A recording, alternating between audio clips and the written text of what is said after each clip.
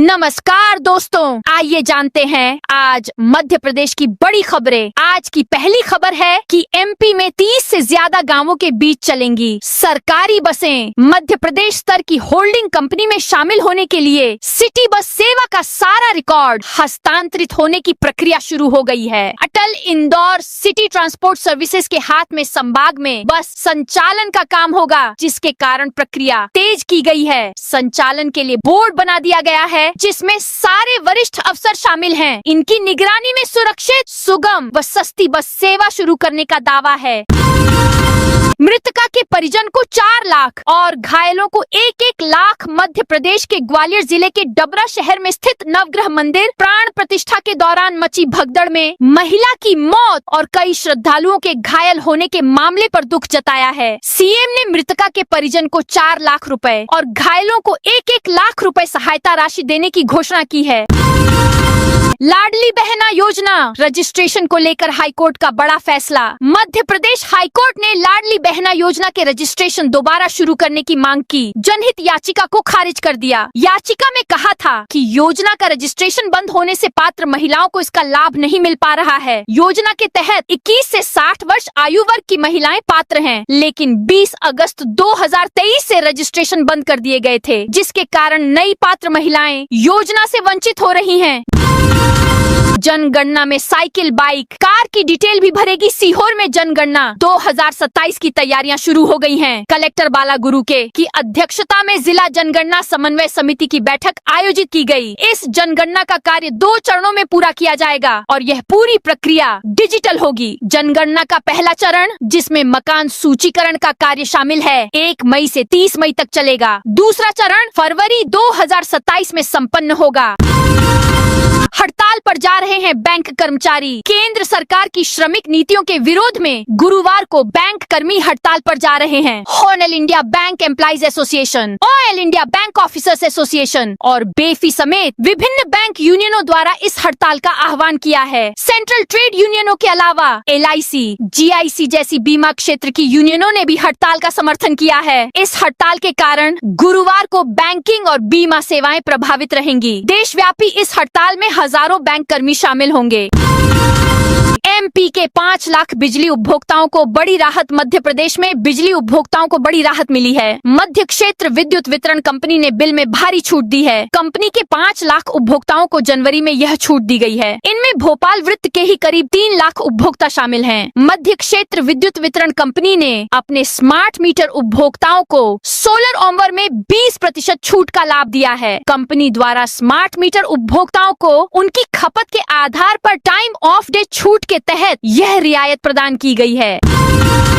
शहडोल में सीएम के काफिले को काला झंडा दिखाने पर गिरफ्तारी। शहडोल जिले में बीते 8 फरवरी को मुख्यमंत्री के काफिले को काला झंडा दिखाने के मामले में पुलिस कार्रवाई पर विवाद गहरा होते जा रहा है। इस प्रकरण में गिरफ्तार किए गए नाबालिग छात्र की 12वीं बोर्ड की अंग्रेजी की परीक्षा छूट गई। हालांकि छात्र को मंगलवार सुबह बुढ़ारूप जेल से रिहा किया गया, लेकिन तब तक परीक्षा केंद्र पहुँचने का समय निकल चुका था।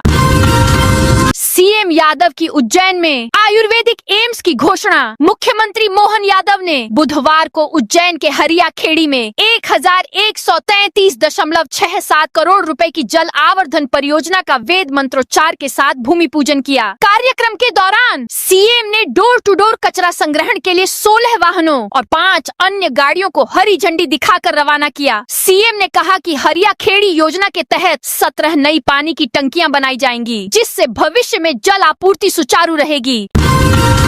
एक हफ्ते में दूसरी बार सरकार ने लिया 5000 करोड़ कर्ज। विधानसभा का बजट सत्र शुरू होने और अनुपूरक बजट के पहले मध्य प्रदेश की मोहन सरकार ने बजट सत्र के पहले बाजार से 5000 करोड़ का नया कर्ज लिया है। पिछले एक सप्ताह में सरकार ने दूसरी बार कर्ज लिया है। इससे पहले 4 फरवरी को ही सरकार ने 5300 करोड़ का कर्ज लिया था। सरकार रिजर्व बैंक ऑफ इंडिया के माध्यम से 3 किस्तों में ये कर्ज ले रही है। इस वित्तीय वर्ष में सरकार द्वारा अब तक 67,300 करोड़ रुपए कर्ज ले चुकी है। उल्लेखनीय है कि बजट सत्र 16 फरवरी से शुरू हो रहा है और 18 MP का बजट पेश होगा।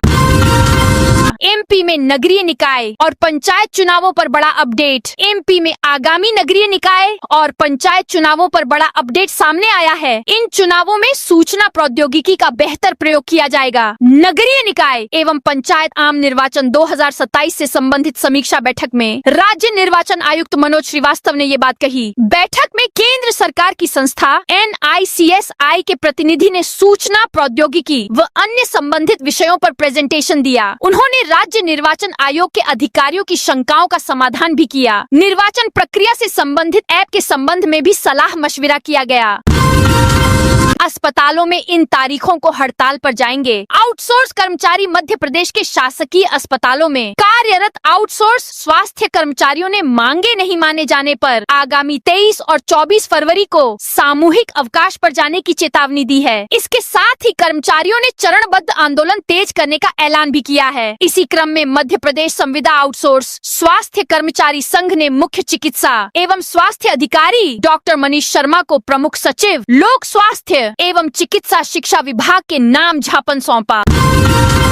यूपी के बाहुबली विधायक राजा भैया ने एमपी के प्रसिद्ध मंदिर में तोड़ा नियम। मध्य प्रदेश के मैहर में स्थित मां शारदा मंदिर लाखों लोगों की आस्था का केंद्र है। रोजाना यहाँ बड़ी संख्या में देश भर से भक्त मां के दर्शन करने के लिए आते हैं। मैहर मां शारदा मंदिर परिसर में किसी भी प्रकार के अस्त्र शस्त्र लेकर जाना प्रतिबंधित है। जन सुरक्षा को लेकर यह नियम मां शारदा देवी मंदिर प्रबंध समिति ने बनाए हैं और इसकी आम सूचना प्रशासक की ओर से मंदिर के प्रवेश द्वार पर भी अंकित की गई है। लेकिन उत्तर प्रदेश के बाहुबली विधायक एवं जनसत्ता दल के राष्ट्रीय अध्यक्ष रघुराज प्रताप सिंह उर्फ राजा भैया ने नियमों की अनदेखी करते हुए मंदिर के गर्भगृह में शस्त्र के साथ प्रवेश किया और शस्त्र पूजा भी कराई।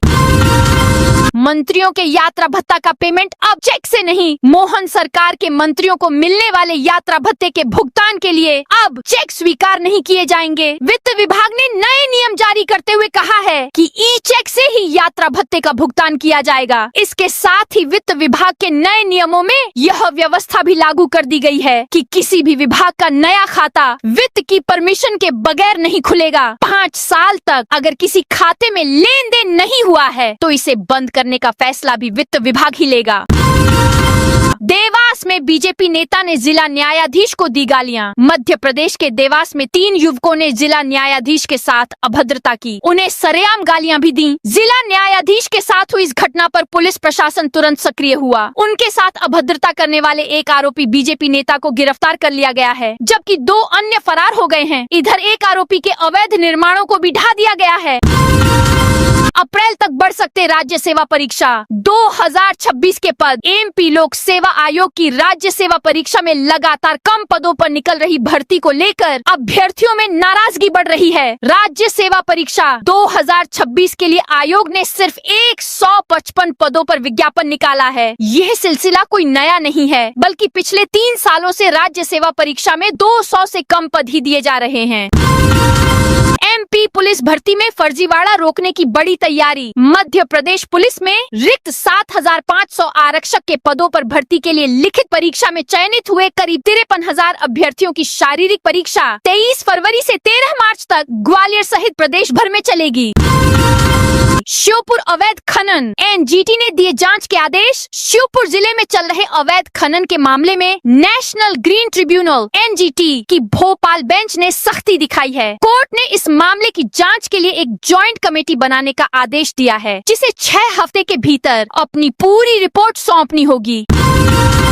एमपी के इस शहर में एंट्री करते ही दिखेगा सनातन का गौरव। मध्य प्रदेश की धर्मनगरी उज्जैन अब तक महाकाल मंदिर और महाकाल लोक के लिए देश भर में प्रसिद्ध है, लेकिन जल्द ही शहर अपने प्रवेश द्वारों के लिए भी खास पहचान स्थापित करने वाला है। उज्जैन विकास प्राधिकरण (यूडीए) ने शहर के नए प्रमुख मार्गों पर 92.25 करोड़ की लागत से 9 प्रवेश द्वार बनाने जा रहा है। ये परियोजना सिर्फ शहरी सौंदर्यीकरण तक सीमित नहीं है, बल्कि इसका उद्देश्य उज्जैन की हजारों वर्षों पुरानी सनातन परंपरा, खगोल काल गणना, सिंहस्थ संस्कृति और राजकीय गौरव को मूर्त रूप देना है।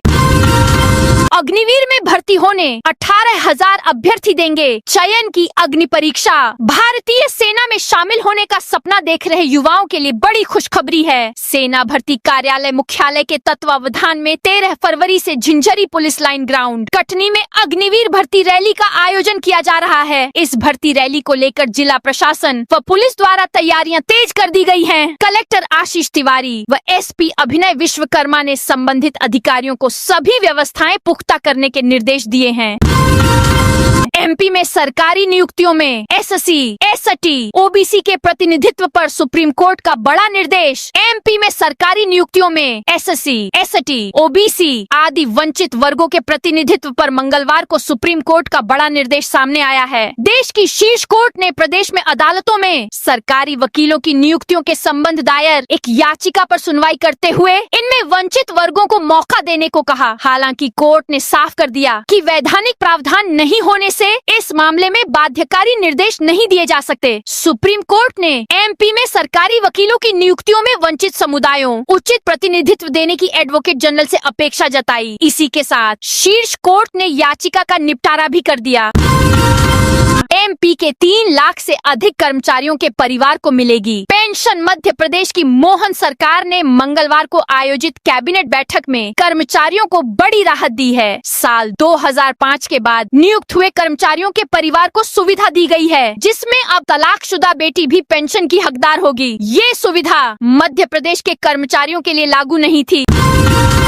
एमपी में किन्नरों का धर्म परिवर्तन कर बना रहे मुस्लिम, मच गया बवाल। मध्य प्रदेश में किन्नरों को धर्म परिवर्तित कर मुस्लिम बनाया जा रहा है। राजधानी भोपाल में किन्नरों ने यह आरोप लगाया तो बवाल मच गया। किन्नरों ने कलेक्टर ऑफिस के सामने जोरदार प्रदर्शन करते हुए सुरैया गुरु पर धर्म परिवर्तन कराने का आरोप लगाया। किन्नरों ने कहा कि पूरे देश में किन्नर जिहाद चलाया जा रहा है। उन पर हिंदू किन्नरों के साथ मारपीट करने के साथ गोमांस खाने के लिए मजबूर करने का गंभीर आरोप लगाया। किन्नरों के साथ विहिप बजरंग दल के पदाधिकारी भी आगे आ गए। हिंदू संगठनों ने मामले की जांच की मांग की। इधर किन्नर गुरु सुरैया ने धर्म परिवर्तन का आरोप सिरे से नकार दिया। उन्होंने कहा कि मेरी गद्दी छीनने के लिए यह आरोप लगाए जा रहे हैं। इन 3 बड़े शहरों से कनेक्ट होगा एमपी का ये शहर और 28 मार्च से शुरू होने वाले समर सीजन के साथ ही राजमाता विजयाराजे सिंधिया टर्मिनल से हैदराबाद, इंदौर और पुणे के लिए फ्लाइट सेवा शुरू होने की संभावना जताई जा रही है। यदि यह योजना साकार होती है तो ग्वालियर के यात्रियों को सीधे 3 बड़े शहरों से हवाई संपर्क मिल जाएगा।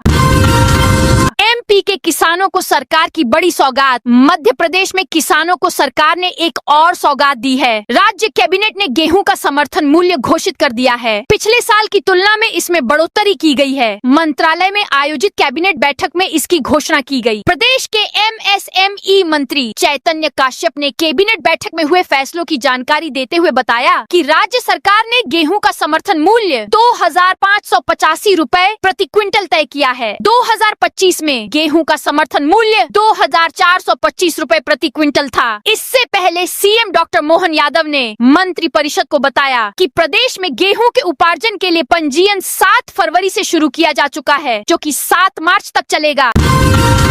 वेटिंग टिकट वालों को भी मिलेगा खाना। आईआरसीटीसी की ई पेंट्री सेवा शुरू। भारतीय रेलवे के खान पान एवं पर्यटन से जुड़ी कंपनी आईआरसीटीसी ने यात्रियों की सुविधा को ध्यान में रखते हुए मेल और एक्सप्रेस ट्रेनों में ई पेंट्री सेवा की शुरुआत कर दी है। इससे एमपी के रेल यात्रियों को बड़ी राहत मिलेगी। जानकारी के लिए बता दें कि एमपी के सागरबीना जंक्शन से निकलने वाली Chhattisgarh express, Mangala express, Utkal express, GT express व मालवा एक्सप्रेस में यह सुविधा शुरू की जा रही है।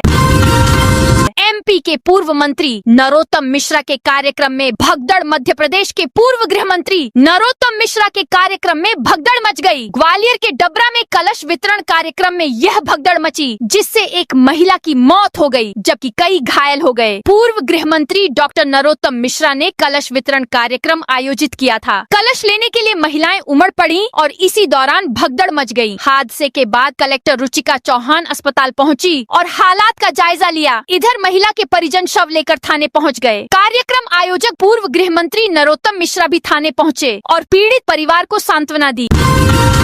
एमपी में तलाकशुदा बेटियों को मिलेगी पेंशन। मध्य प्रदेश की मोहन सरकार की कैबिनेट बैठक संपन्न हो चुकी है। इस बैठक में कई अहम प्रस्तावों पर मुहर लगाई गई है। एमएसएमई मंत्री चैतन्य काश्यप ने बैठक में हुए फैसलों की जानकारी देते हुए बताया कि प्रदेश के विकास और आर्थिक सुधारों को देखते हुए कई फैसलों पर मुहर लगाई है। वैशाली नदी से अतिक्रमण हटाने निगम को 10 दिन की मोहलत। वैशाली नदी से अतिक्रमण हटाने के मामले में न्यायालय में सुनवाई के दौरान नगर निगम की ओर से उपस्थित अधिवक्ता ने अतिक्रमण हटाने संबंधी उपयुक्त रिपोर्ट प्रस्तुत करने के लिए 10 दिन का समय मांगा। निगम के अधिवक्ता ने न्यायालय को अवगत कराया कि अगली सुनवाई की तिथि से पूर्व या उससे पहले अतिक्रमण हटाने की कार्रवाई पूर्ण कर ली जाएगी।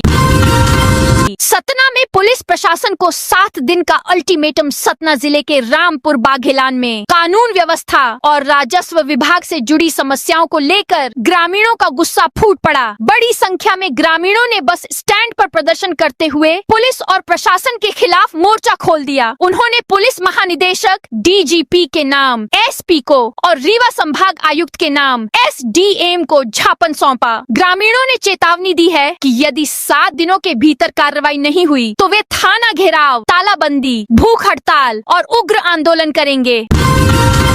आईजी मंडला में बोले नक्सल मुक्त क्षेत्रों में निगरानी जारी रहेगी। बालाघाट जोन के आईजी ललित सिकरवार ने पदभार संभालने के बाद पहली बार मंडला जिले का दौरा किया। उन्होंने थानों और पुलिस दफ्तरों का जायजा लिया और कंट्रोल रूम में अफसरों की मीटिंग लेकर सुरक्षा के इंतजामों को परखा। पत्रकारों से बातचीत में आईजी सिकरवार ने कहा कि भले ही इलाका नक्सल मुक्त हो गया है, लेकिन पुलिस को हाथ पर हाथ धरकर नहीं बैठना चाहिए। बैतूल में सिंचाई परियोजना में तेजी लाने पर जोर। बैतूल में बुधवार को कलेक्ट्रेट सभा कक्ष में भाजपा प्रदेशाध्यक्ष एवं विधायक हेमंत खंडेलवाल की अध्यक्षता में विधायकों और जिला अधिकारियों की संयुक्त बैठक आयोजित की गई। इसमें शहरी क्षेत्रों से अतिक्रमण हटाने का महत्वपूर्ण निर्णय लिया गया ताकि विकास कार्यों में कोई बाधा न आए। रेल मंत्री ने बुरहानपुर खंडवा रेल सुविधा बढ़ाने का आश्वासन दिया। खंडवा लोकसभा सांसद ज्ञानेश्वर पाटिल ने बुधवार को लोकसभा में बुरहानपुर और खंडवा रेलवे स्टेशनों पर वंदे भारत ट्रेन के स्टॉपेज तथा उन्नत रेल लॉजिस्टिक्स सुविधा विकसित करने की मांग की। उन्होंने क्षेत्रीय विकास को लेकर अपनी प्रतिबद्धता दोहराई। केवलारी विधायक की फेसबुक पोस्ट पर विवाद। सिवनी की केवलारी विधानसभा से विधायक ठाकुर रजनीश सिंह की फेसबुक पोस्ट में जिला कांग्रेस अध्यक्ष नरेश मरावी के नाम के आगे स्वर्गीय लिख दिया गया था, जबकि वे जीवित और पूरी तरह स्वस्थ हैं। मऊगंज जेल में हर मुलाकात पर 4000 तक वसूली। मऊगंज उपजेल में कैदियों से अवैध वसूली और मारपीट का मामला सामने आया है। जेल से छूटने के बाद एक कैदी ने अवैध वसूली का वीडियो कलेक्टर जेल अधीक्षक को सौंपा है। मंगलवार रात जेल अधीक्षक ने प्रकाश सिंह बघेल नाम के एक प्रहरी को सस्पेंड कर दिया है। इस दौरान उसका मुख्यालय अनूपपुर जिला जेल रहेगा। अब बीएमएचआरसी में भी मिलेगी सीटी स्कैन की सुविधा। अब भोपाल मेमोरियल अस्पताल एवं अनुसंधान केंद्र बीएमएचआरसी में भी जल्द सिटी स्कैन जांच की सुविधा शुरू होने जा रही है। लंबे समय से सिटी स्कैन जांच के लिए सरकारी अस्पतालों में मरीजों को महीनों इंतजार करना पड़ रहा था। खासकर एम्स भोपाल में यह इंतजार 4 से 6 महीने तक का हो गया था। इसी समस्या को देखते हुए बीएमएचआरसी ने भारत सरकार के उपक्रम HLL लाइफ केयर लिमिटेड के साथ 10 साल का MOU किया है। इसके तहत अस्पताल में आधुनिक सिटी स्कैन मशीन और 3 नई डिजिटल एक्सरे मशीनें लगाई जाएंगी। आधार अपडेट को लेकर आंगनवाड़ी कार्यकर्ताओं का आक्रोश। विदिशा जिले में आधार अपडेट के कार्य को लेकर आंगनवाड़ी कार्यकर्ताओं में असंतोष देखा गया। बुधवार को बड़ी संख्या में आंगनवाड़ी कार्यकर्ता कलेक्टर कार्यालय पहुंची और अपनी समस्याओं को लेकर एक ज्ञापन सौंपा। उन्होंने आधार अपडेट के लिए अतिरिक्त समय की मांग की है। एमपी विधानसभा का बजट सत्र। कांग्रेस करेगी 3 मंत्रियों का बहिष्कार। 16 फरवरी से प्रारंभ हो रहा मध्य प्रदेश विधानसभा का बजट सत्र हंगामेदार होने के पूरे आसार हैं। कांग्रेस ने तय किया है कि वह प्रदेश के उप मुख्यमंत्री राजेंद्र शुक्ल, मंत्री कैलाश विजयवर्गीय और विजय शाह का बहिष्कार करेगी। विधानसभा में इन्हें नो बोलने दिया जाएगा और न ही इनकी बात सुनी जाएगी। कांग्रेस ने छिंदवाड़ा, बैतूल और पांढुर्णा में जहरीले कफ सिरप कोल्ड ड्रिंक के कारण 25 बच्चों बच्चों की मौत। इंदौर के भागीरथपुरा में दूषित जल से 35 लोगों की मौत के साथ सेना की अधिकारी कर्नल सोफिया कुरैशी को लेकर अशालीन टिप्पणी का मुद्दा उठाने की जोरदार तैयारी की है।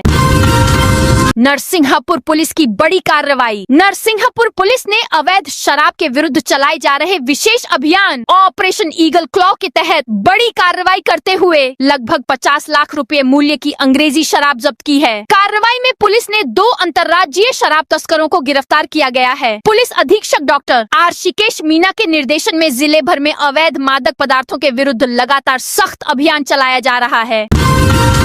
इंदौर उज्जैन के बीच ग्रीनफील्ड रोड के लिए 626 करोड़ रुपए का मुआवजा पारित। इंदौर उज्जैन के बीच प्रस्तावित ग्रीनफील्ड सड़क परियोजना अब धरातल पर उतरती नजर आ रही है। इस महत्वाकांक्षी परियोजना के लिए इंदौर जिले की 2 तहसीलों सांवेर और हाथोद के 20 गांवों की भूमि अधिग्रहित होगी।